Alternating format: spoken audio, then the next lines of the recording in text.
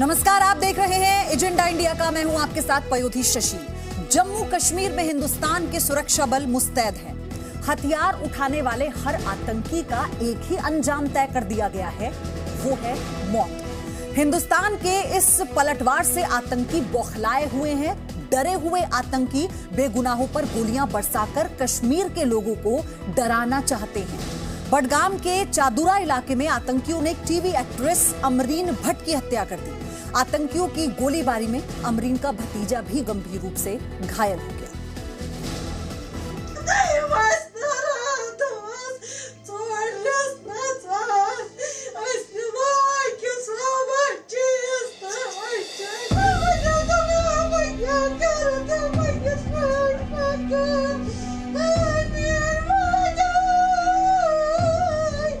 दो बंदे आए तो हमको ढूंढा, उसने पिस्टल निकाला तो लगाया शूट। यहाँ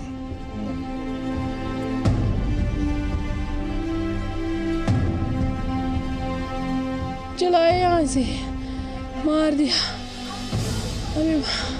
हमें किसी ने मारा, हमें किसी ने मारा। हाँ, इस कमरे पे ऊपर शीट चढ़ा हुआ था, उस पे खून सब कुछ था। अच्छा। हाँ, देखो इसके कितने अवार्ड है इसके।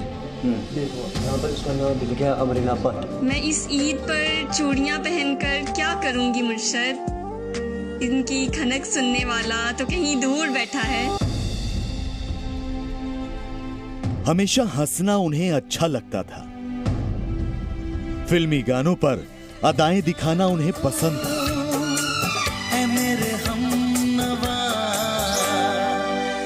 वो दूसरों के चेहरे पर यूं ही मुस्कान देखना चाहती थी। बाहर बहुत सर्दी है।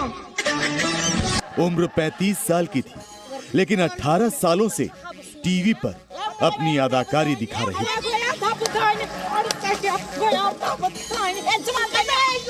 कई सालों से सोशल मीडिया पर फिल्मी गानों की धुन पर नाचते गाते हंसते मुस्कुराते लोगों को हंसा रही थी। लेकिन उनके चेहरे की ये हंसी आतंकियों को रास नहीं आई।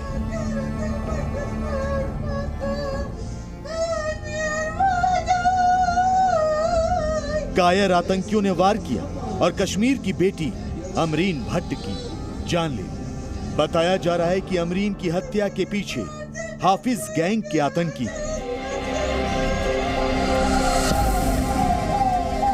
अमरीन पर लश्कर-ए-तैयबा के आतंकियों ने घात लगाकर वार किया। सोशल मीडिया पर अमरीन के हजारों फॉलोअर्स थे। वो घाटी के कई लोकप्रिय केबल चैनल्स और डीडी कशीर चैनल से भी जुड़ी हुई थी। और अमरीन की ये लोकप्रियता आतंक के आकाओं को रास नहीं है।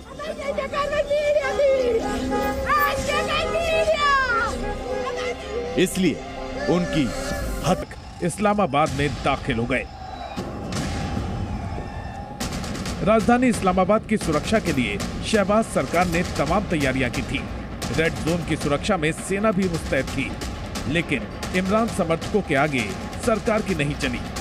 इमरान समर्थकों की इस्लामाबाद में भी सुरक्षा बलों से तीखी झड़प हुई। पीटीआई के समर्थकों ने पुलिस पर पथराव किया।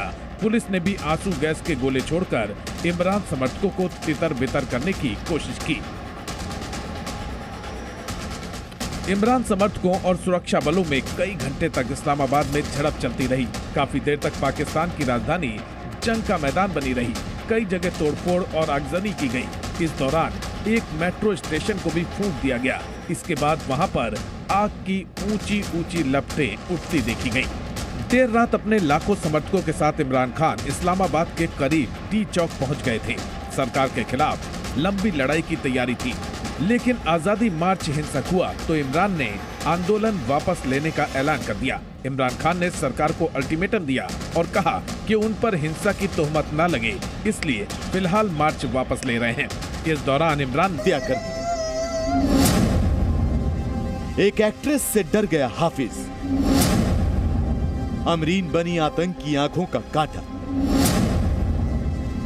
अमरीन की शोहरत आतंकियों में खौफ।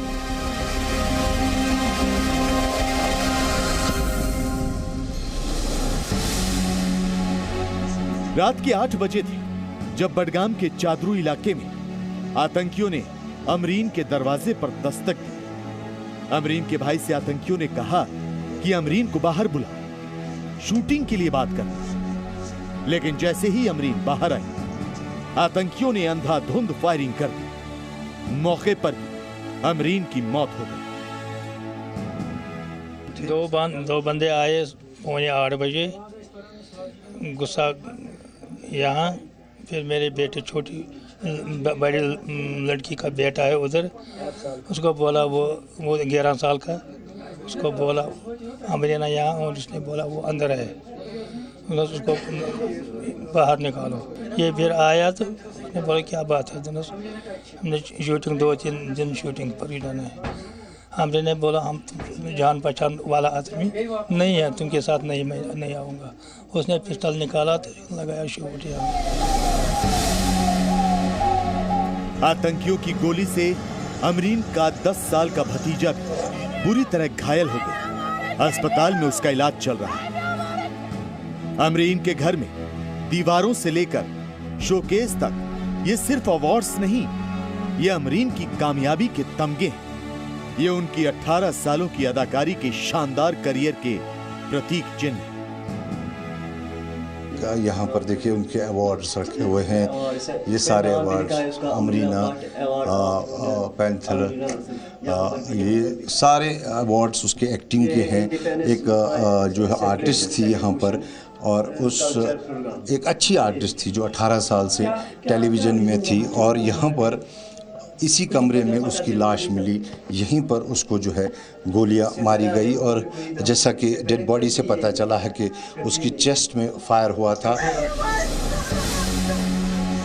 जिस कमरे में अमरीन की सफलता के ये पदक देखकर घर वाले फूले नहीं समाते थे, आज उसी घर की दीवारों पर अमरीन के खून के छींटे उनका कलेजा तार तार कर रहे हैं। परिवार वाले, पड़ोसी, अमरीन के रिश्तेदार सब हैरान, एक ही सवाल पूछ रहे हैं। किसी के साथ इसको दुश्मनी नहीं थी। इसके बाद कभी इन 18 साल में कोई शिकायत नहीं है, कोई धमकी नहीं आए। बस ये सरासर जुल्म है। इस पे गोलीबार, मासूम बच्ची थी, तो गोलीबार से इसको बेगुनाह मार दिया। कायर आतंकियों ने एक बार फिर जम्मू कश्मीर को लहूलुहान किया। एक बार फिर सुरक्षा बलों की गोलियों से डरे हुए आतंकियों ने निर्दोष लोगों पर वार किया। लेकिन हिंदुस्तान के जाबाजों ने भी ठान लिया है कि सिर्फ अमरीन ही नहीं, कश्मीर घाटी में किसी भी बेगुनाह का खून बहाने वाला बख्शा नहीं जाएगा। अमरीन के गुनहगारों को पकड़ने के लिए जम्मू कश्मीर पुलिस और सुरक्षा बल के जवानों ने कमर कस ली। पूरे इलाके की घेराबंदी कर दी गई और आतंकियों की तलाश जारी। करीबन 78 मिलिटेंट अब तक मारे जा चुके हैं, 43 के करीब अरेस्ट किए गए हैं। लेकिन इसके बावजूद जो ये मॉडस ऑपरेंडी अब शुरू हुई है टारगेट किलिंग की छोटे हथियार से, वो एक बहुत बड़ी चिंता है और चुनौती भी है सुरक्षा एजेंसियों के लिए। कैमरा पर्सन फारूक मंजूर के साथ खालिद हुसैन, जी मीडिया, खुशरू, चारडोरा, बडगाम। तो अमरीन की हत्या के बाद घाटी में सुरक्षा बल के जवान मुस्तैद हैं। अमरीन के खून का इंतकाम जल्द लिया जाएगा। हमले को लेकर उपराज्यपाल के ऑफिस की ओर से भी एक ट्वीट किया गया और आतंक के खिलाफ कड़ी कार्रवाई का भरोसा भी दिलाया गया। ट्वीट में कहा गया है कि बडगाम में हुए जघन्य आतंकी हमले की निंदा करने के लिए कोई शब्द पर्याप्त नहीं है। अमरीन भट्ट के परिवार के प्रति गहरी संवेदना और उनके घायल भतीजे के शीघ्र स्वस्थ होने की प्रार्थना। सीमा पार से लगातार आ रही आतंकी गतिविधियों के पूरे तंत्र को हम खत्म करने के लिए दृढ़ संकल्पित हैं। अमरीन भट्ट की हत्या पर जम्मू कश्मीर के पूर्व मुख्यमंत्री उमर अब्दुल्ला और महबूबा मुफ्ती ने भी ट्वीट किया है। अपने ट्वीट में उमर अब्दुल्ला ने क्या लिखा वो देखिए। हम टीवी कलाकार अमरीन भट्ट की हत्या और उसके 10 वर्षीय भतीजे को चदूरा में कायराना हिंसा में घायल करने की कड़ी निंदा करते हैं। हम अमरीन के परिवार के प्रति अपनी गहरी संवेदना व्यक्त करते हैं और उनकी आत्मा को शांति मिले।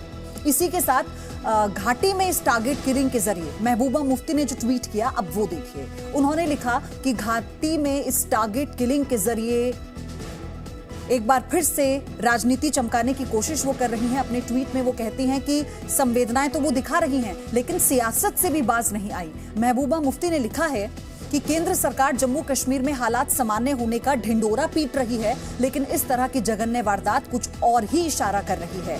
अमरीन भट्ट के परिवार के प्रति मेरी संवेदनाएं, मैं उनके भतीजे के जल्द स्वस्थ होने के लिए दुआ करती हूँ। कश्मीर में इस तरह का मातम रोजाना की बात हो गई है। ऐसे कई निर्दोष नागरिकों की हत्या की गई है।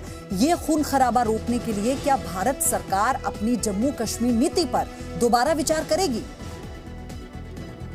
सियासी वार पलटवार अपनी जगह है, लेकिन सच्चाई ये है कि आतंकी लगातार घाटी के निर्दोष लोगों को निशाना बना रहे हैं।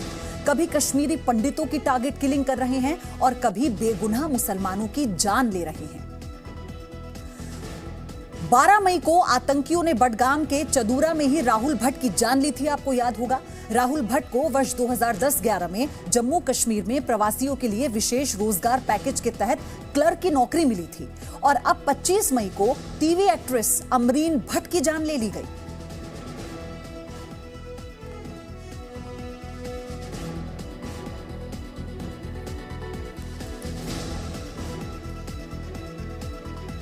तो जाहिर है जम्मू कश्मीर में आखिरी सांसें गिन रहा है आतंक। लोगों को डराकर एक बार फिर घाटी का माहौल 1990 के दशक की तरह वो बनाना चाहता है और इसीलिए घाटी में लगातार टारगेट किलिंग की जा रही है। आप इसे ऐसे समझिए कि 12 मई को बडगाम में आतंकियों ने राहुल भट्ट की जान ली, तो 13 मई को आतंकियों ने एक एसपीओ रियाज अहमद राठौर को गोली मार दी। अस्पताल में इलाज के दौरान उनकी मौत हो गई। इससे पहले 13 अप्रैल को आतंकियों ने कुलगाम के रहने वाले सतीश कुमार को गोली मार दी थी। अस्पताल में इलाज के दौरान सतीश की भी जान चली गई। तो वहीं 3 अप्रैल से 7 अप्रैल के बीच आतंकियों ने 5 प्रवासी मजदूरों की जान ले ली, जबकि पिछले साल अक्टूबर से नवंबर के बीच आतंकियों ने माखनलाल बिंद्रू, सुपिंदर कौर और दीपक चंद समेत 15 निर्दोष नागरिकों की जान ली थी।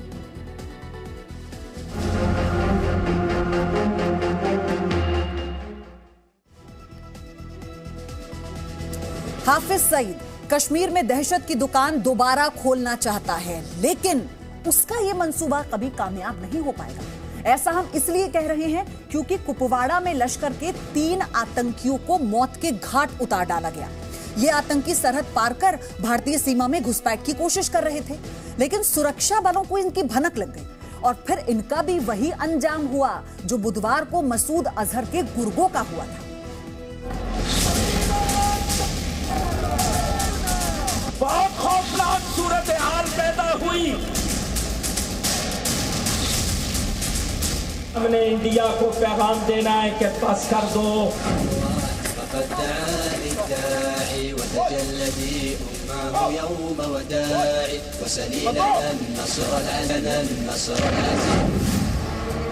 कातिल जोड़ी की खूनी टोली का शिकार।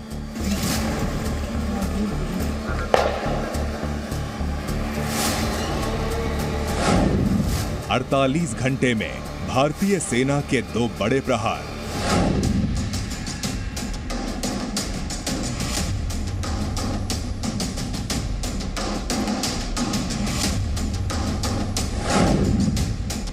मसूद के बाद लाहौर में हाफिज की चित्कार।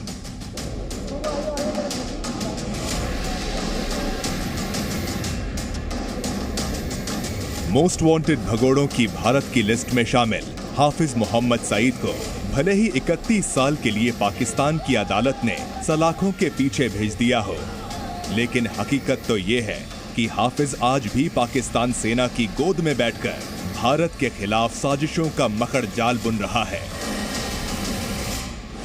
जिसकी तस्दीक करती हैं ये तस्वीरें।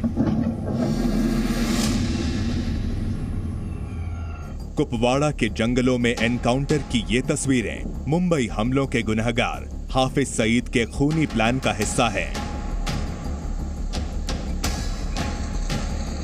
दरअसल आतंकी वारदातों को अंजाम देने में मिलने वाली नाकामी से पाकिस्तान की सेना और आईएसआई ने हाफिज को अपने खूनी शैतानों की टोली भारत भेजने का हुक्म दिया था। हाफिज ने इस खूनी टोली को हथियारों से लैस कर भारतीय सीमा की ओर रवाना भी कर दिया, लेकिन ना तो हाफिज सईद को पता था और ना ही उसके आतंकी गुर्गों को कि बॉर्डर के इस पार मौत उनका इंतजार कर रही है।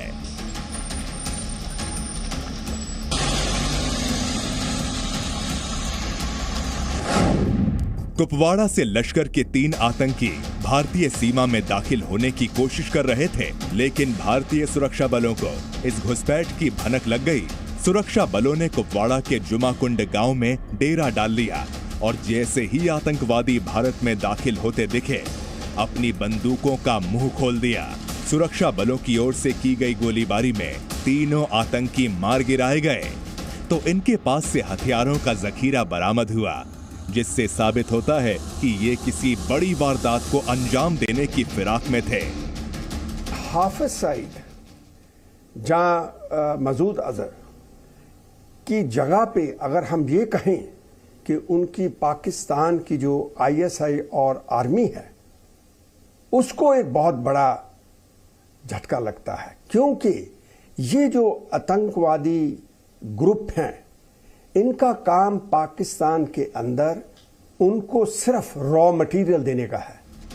पाकिस्तान की सेना, खुफिया एजेंसी आईएसआई और पीओके में सक्रिय आतंकी संगठनों के लिए पिछले 2 दिन किसी सदमे से कम नहीं रहे। पिछले 2 दिन में भारतीय सुरक्षा बलों ने न सिर्फ कश्मीर को दहलाने का प्लान चौपट किया, बल्कि उन आतंकी रंगरूटों को ढेर कर दिया जो घाटी में खूनी खेल खेलना चाहते थे। इसी बीच एक बड़ी खबर राजस्थान से आ रही है, जहां पुलिस पब्लिक में झड़प हुई है। राजस्थान के धौलपुर से इस वक्त की बड़ी खबर आपको बता रहे हैं। पुलिस और पब्लिक में ये झड़प की खबर है। राजस्थान में देखिए तस्वीरें भी इस वक्त आ चुकी हैं, कैसे पथराव हो रहा है। आम लोग पुलिस पर पथराव कर रहे हैं, आम लोगों में और पुलिस में ये झड़प हुई है, जिसमें आप देखेंगे कि पुलिस वालों को पीछे करने के लिए जो यहाँ पर लोग हैं, धौलपुर के लोग, यहाँ के आम लोग पथराव कर रहे हैं। क्यों ये पूरा मामला क्या है, क्यों हुआ है, हालांकि ये आगे आपको बताएंगे, लेकिन फिलहाल इस वक्त की ये बड़ी अपडेट है राजस्थान के धौलपुर से, जहां पुलिस पर पथराव किया गया है। इसके पीछे की वजह क्या रही, देखिए पुलिस को पीछे खदेड़ने की कोशिश की जा रही है। सुबह नशा शराब के अंदर चौकी के ऊपर पहुंचा, घूमट चौकी पे, और आके वहाँ पर पुलिस वालों से जोर करने लगा और कहा मुझे गिरफ्तार करो, ये करो, क्योंकि वो ज़्यादा नशे में था। तो पुलिस वालों ने इसको हॉस्पिटल पहुंचाया। हॉस्पिटल से इसके परिवारजनों ने प्राइवेट हॉस्पिटल में ले जाने लगे। इन बिटवीन ये बात किसी ने गलत फैला दी कि वो ज़्यादा बीमार हो गया है। इसको लेके पब्लिक में होश आ गया और वो रोड पे आ गई, रोड जाम करा दी। पुलिस ने समझाइश करके धैर्य अपनाते हुए रोड को खुलवाया। उन्होंने पत्थरबाजी की थी, उन पत्थरबाजी वालों को भी हमने कुछ को राउंड अप किया है। जो घटना है इसको यहाँ से फिर धौलपुर ले गए। धौलपुर में बिल्कुल स्वस्थ है, पहले भी स्वस्थ था, अभी भी स्वस्थ है और उसका इलाज है। सर फायरिंग में स्थिति कंट्रोल रही, इसके लिए हमने आसपास के जो जाब्ता है, एसएचओ जो है और रिजर्व पुलिस बल है, वो बुला के यहाँ लगा दिया गया और स्थिति बिल्कुल कंट्रोल में है और पीसफुल। सर पुलिस की तरफ से फायरिंग की, हवाई फायरिंग की बात, तो आपने सुना किस तरह से नशे में धुत एक युवक को जब पुलिस लेकर जा रही थी, कैसे अफवाह फैलती है एक अफवाह के बिना पर कि वो युवक ज्यादा बीमार है। पुलिस के प्रति लोगों का गुस्सा, लेकिन अभी फिलहाल ये जो हालात हैं और तनावपूर्ण ना हो, इसे लेकर पूरी व्यवस्था पुलिस की तरफ से की गई है। तस्वीरें राजस्थान के धौलपुर की।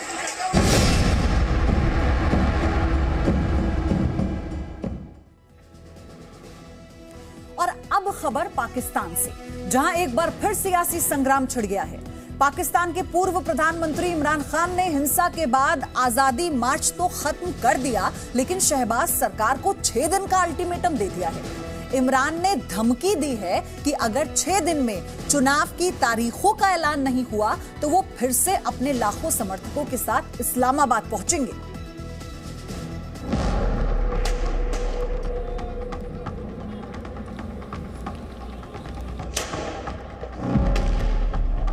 आपको मैं 6 दिन दे रहा हूं, 6 दिन के अंदर आप इलेक्शन अनाउंस करें। अगर 6 दिन के बाद ये नहीं करेंगे आप, तो मैं सारी अपनी कौम को लेके वापस इस्लामाबाद आऊंगा।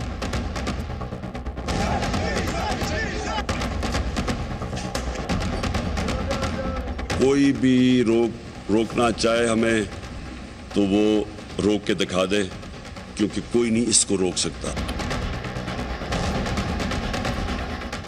हिंसा में बदला इमरान का आजादी मार्च। जंग का मैदान बना इस्लामाबाद। हिंसा के बाद इमरान का मार्च खत्म। सरकार को अल्टीमेटम देकर वापस लौटे इमरान। अगर 6 दिन के बाद ये नहीं करेंगे आप, तो मैं सारी अपनी कौम को लेके वापस इस्लामाबाद आऊंगा। पाकिस्तान में एक बार फिर सियासी घमासान छिड़ गया है। इमरान खान और शहबाज शरीफ सरकार आमने सामने है। इमरान ने इस्लामाबाद तक आजादी मार्च निकालने का ऐलान किया था। सरकार की रोक के बावजूद इमरान इस्लामाबाद जाने पर अड़े थे। चुनाव का ऐलान होने तक इस्लामाबाद से वापस न जाने का ऐलान कर रहे थे।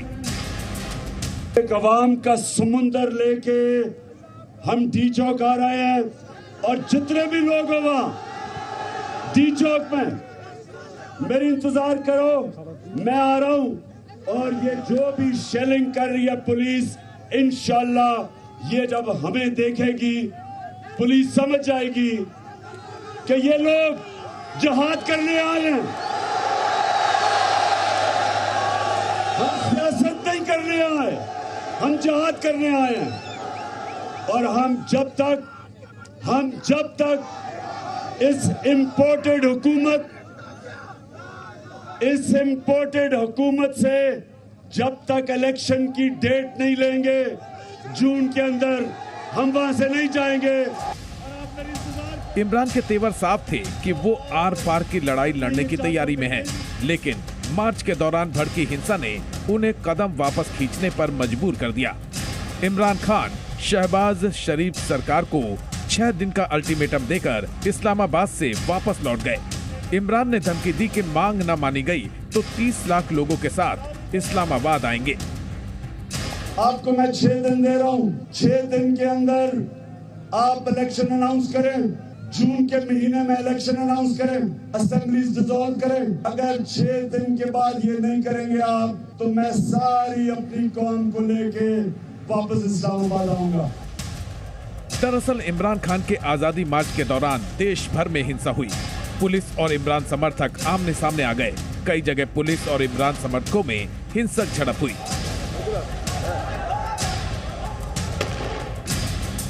क्या कराची, क्या लाहौर, हजारों की संख्या में इमरान की पार्टी पीटीआई के समर्थक सड़कों पर उतरे।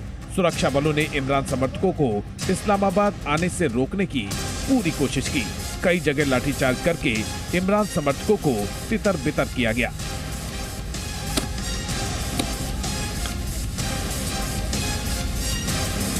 लाठीचार्ज के जवाब में गुस्साए समर्थकों ने पत्थरबाजी भी की।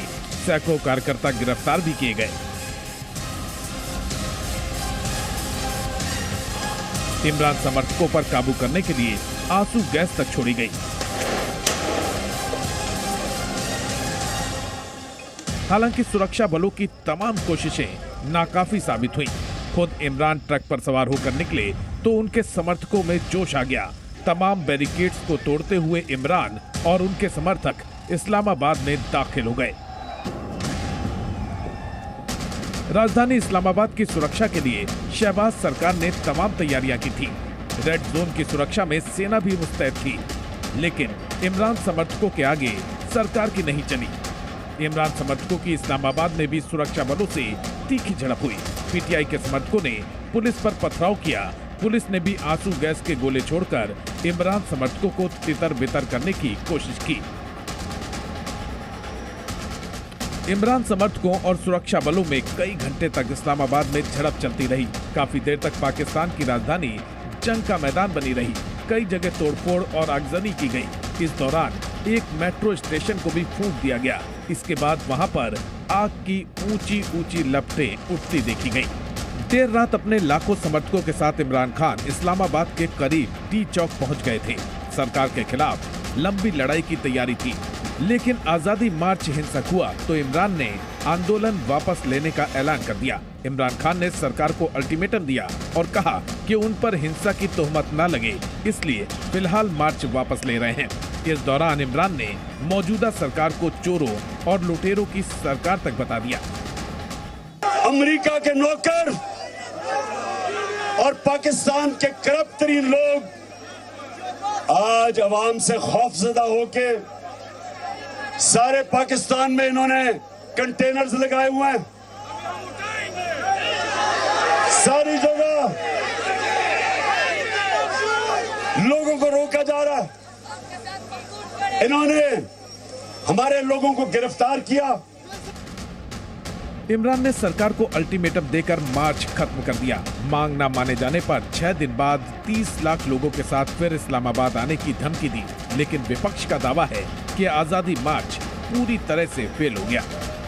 आज पाकिस्तान की कौम ने, पाकिस्तान की माओं ने, पाकिस्तान के बच्चों ने, पाकिस्तान के बेटों ने, पाकिस्तान के बुजुर्गों ने जो आज जन्नाटेदार थप्पड़ इमरान खान के मुंह पर रसीद किया है, उसकी गूंज न सिर्फ आज सुनाई दे रही है बल्कि आने वाले वक्तों में वो गूंज और भी ज्यादा सुनाई देगी। दरअसल इमरान की पार्टी पाकिस्तान तहरीक इंसाफ मांग कर रही है कि शहबाज शरीफ की 13 पार्टियों की गठबंधन सरकार फौरन इस्तीफा दे, केयरटेकर सरकार बने और जल्द से जल्द चुनाव कराए जाएं। संसद का कार्यकाल अगले साल अगस्त तक है, लेकिन इमरान एक सप्ताह में चुनाव की तारीखों का ऐलान करने की मांग कर रहे हैं, जिस पर शहबाज शरीफ सरकार तैयार नहीं है। फिलहाल 6 दिन के लिए टकराव टल गया है। 6 दिन बाद एक बार फिर पाकिस्तान में सियासी संग्राम छिड़ सकता है। ब्यूरो रिपोर्ट, जी मीडिया। तो पाकिस्तान में सियासत भारी है, लेकिन खजाना तेजी से खाली हो रहा है। पाकिस्तान श्रीलंका के रास्ते पर चलता हुआ दिखाई दे रहा है, क्योंकि और उसके दिवालिया होने का खतरा भी मंडराने लगा है। आपको समझना चाहिए कि पाकिस्तान का विदेशी मुद्रा भंडार तेजी से खत्म जो हो रहा है, इसलिए हम ये कह रहे हैं। अगस्त में 27 अरब डॉलर विदेशी मुद्रा भंडार था, लेकिन अब विदेशी मुद्रा भंडार घटकर 16 अरब डॉलर ही रह गया है। इसी के साथ पाकिस्तान का चालू खाता घाटा 20 अरब डॉलर का है। दिसंबर तक पाकिस्तान पर 21.11 लाख करोड़ रुपए का कर्ज था।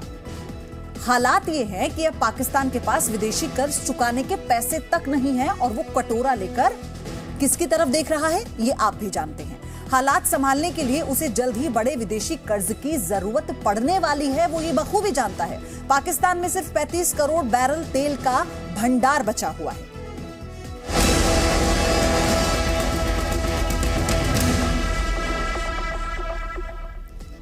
और अब बात दाऊद इब्राहिम। हिंदुस्तान के लिए ये नाम नया नहीं है। 1993 के मुंबई बम धमाकों से लेकर आज तक दाऊद इब्राहिम ने भारत के खिलाफ कई साजिशें रची। हिंदुस्तान का हर शहरी जानता है कि दाऊद पाकिस्तान में छिपा बैठा है।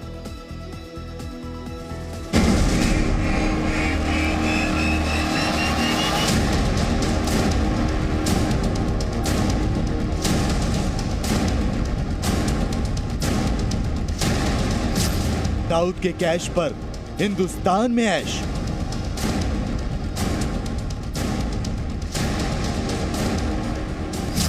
जुर्म से कमाया, परिवार पर लुटाया।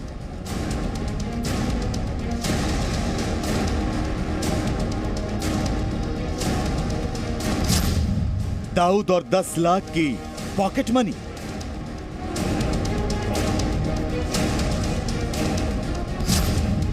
दाऊद से मिली पॉकेट मनी के कितने हिस्सेदार? पाकिस्तान में छिपे बैठे दाऊद का सच किसी से छिपा नहीं है। हिंदुस्तान को कई बार जख्मी करने वाला दाऊद ISI का लाडला है, पाकिस्तान की फौज का दुलारा है और भारत के खिलाफ साजिश रचने के लिए दाऊद को पाकिस्तान से बड़ी रकम भी मिलती है। तो वहीं दूसरी ओर दाऊद की डी कंपनी हथियार, ड्रग्स, सट्टेबाजी, फिरौती और दूसरे गैर कानूनी धंधों से भी बड़ी रकम बनाती है। लेकिन इन गैर कानूनी धंधों से बनाए गए पैसे का खर्च दाऊद सिर्फ अपने और अपने बीवी बच्चों पर ही नहीं करता, बल्कि हिंदुस्तान में इन पैसों के कई हिस्सेदार हैं। ईडी की ओर से दर्ज की गई चार्जशीट में रोज नए नए खुलासे हो रहे हैं। वहीं अब एनसीपी नेता नवाब मलिक की चार्जशीट के एक हिस्से में ईडी ने एक और बड़ी बात का खुलासा किया है। ईडी के मुताबिक दाऊद हर महीने अपने परिवार वालों के लिए 10-10 लाख रुपए की रकम भेजता है।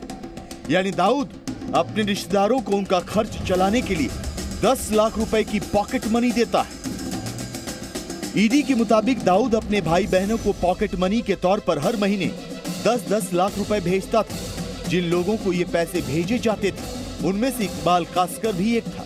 इकबाल कास्कर को भी हर महीने 10 लाख रुपए मिलते थे। इकबाल दाऊद का भाई है और फिलहाल जेल में है। उसे एनसीबी ने गिरफ्तार किया था। यह जो पैसे हैं वो हर महीने 10 लाख रुपए आते थे हवाला के जरिए। यह ईडी की चार्जशीट में कहा गया है। यहाँ तक कि यह भी कहा गया है आगे जाके कि ईडी की चार्जशीट में कि जो गोवा वाला कंपाउंड है जो खुद नवाब मलिक ने हसीना पारकर से ली थी वो प्रोसीड्स ऑफ क्राइम है। इसकी तहकीकात जो है एनफोर्समेंट डायरेक्टरेट कर रही है, जिसके चलते उन्होंने नवाब मलिक को गिरफ्तार किया था और उसके बाद अभी फिलहाल नवाब मलिक जो है हॉस्पिटल में ट्रीटमेंट कर रहे हैं। ईडी की इस चार्जशीट में इस बात का भी जिक्र है कि कैसे हसीना पारकर की नजर कुर्ला स्थित गोवा वाला कंपाउंड पर थी और ईडी का आरोप है कि इसमें नवाब मलिक भी शामिल थे। ईडी के मुताबिक नवाब मलिक ने कुर्ला जनरल स्टोर्स पर अवैध रूप से कब्जा किया और बाद में उनके भाई असलम मलिक के नाम पर उसे नियमित कर दिया और बाद में ये संपत्ति दोनों के बीच आधी आधी बट गई। लेकिन नवाब मलिक ने हसीना पारकर से बची हुई आधी संपत्ति भी खरीदी। उनका नेटवर्क तो आज भी एक्टिव है। उनका हवाला काम, उनका जो रियल एस्टेट में इन्वेस्टमेंट जो है और रियल एस्टेट में, शेयर बाज़ार में और कमोडिटी ट्रेडिंग, हर चीज़ में उनका तो काम यहाँ पे चल रहा है। कोई तिल मात्र फ़र्क नहीं पड़ा जितने भी रेड किए, कुछ भी किए। लेकिन ये जो ईडी का चार्जशीट जो है वो एकदम धक्कादायक बात बताता है कि नवाब मलिक का कितना क्लोज रिलेशनशिप था डी कंपनी के साथ। एक सिटिंग कैबिनेट मिनिस्टर, इतने सारे एविडेंस ईडी ने इकट्ठा किया है और वो जो उन्हीं का नवाब मलिक का फैमिली का ये व्यक्ति ने मेरे ऐसे पढ़ने को आया कि उसने बहुत सारी इन्फॉर्मेशन दिया है ईडी को। इससे पहले प्रवर्तन निदेशालय ने खालिद उस्मान शेख का स्टेटमेंट भी रिकॉर्ड किया था, जिसमें उस्मान ने बताया कि पॉकेट मनी की बात उसे खुद इकबाल कास्कर ने बताई थी।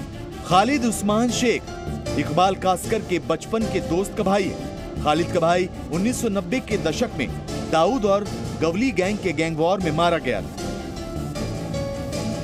ईडी के मुताबिक खालिद ने पूछताछ में यह भी बताया कि उसके भाई की मौत के बाद दाऊद भी उससे और उसके परिवार वालों से मिला।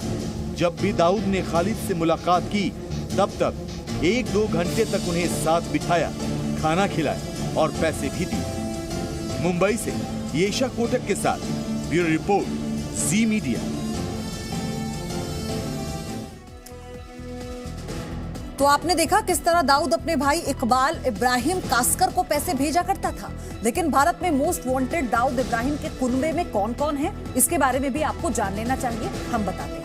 भारत में दाऊद का भाई इकबाल इब्राहिम कास्कर है जो मुंबई में रहता है। इकबाल इब्राहिम कास्कर पर कई केस दर्ज हैं। वो जबरन उगाही के मामले में दोषी करार दिया गया है। इसके अलावा उस पर मनी लॉन्ड्रिंग यानी पैसों की हेराफेरी का भी आरोप है। इकबाल इब्राहिम कास्कर का नाम ड्रग तस्करी में भी आ चुका है। यहाँ आपके लिए अब ये जानना जरूरी है कि ईडी की डी कंपनी की असली कमाई ड्रग्स के धंधे से ही होती है। हालांकि दाऊद का भाई इकबाल इब्राहिम कास्कर फिलहाल जेल में बंद है। इसके बाद नंबर आता है अली शाह पारकर का। अली शाह पारकर दाऊद का भतीजा है। ये हसीना पारकर का बेटा है। हाल ही में अली शाह पारकर से ईडी ने पूछताछ भी की है। तो इस पूछताछ में उसने ईडी को बताया है कि दाऊद पाकिस्तान के कराची में रहता है। इसी के साथ अली शाह पारकर हसीना पारकर का बेटा है। हसीना पारकर दाऊद की बहन थी। 6 जुलाई 2014 को हार्ट अटैक की वजह से उसकी मौत हो गई। हसीना पारकर पर जबरन वसूली का आरोप लग चुका है। हसीना पारकर माफिया क्वीन और गॉड मदर के नाम से भी कुख्यात थी। Presenting B News app available on Google Play and App Store. Download it now.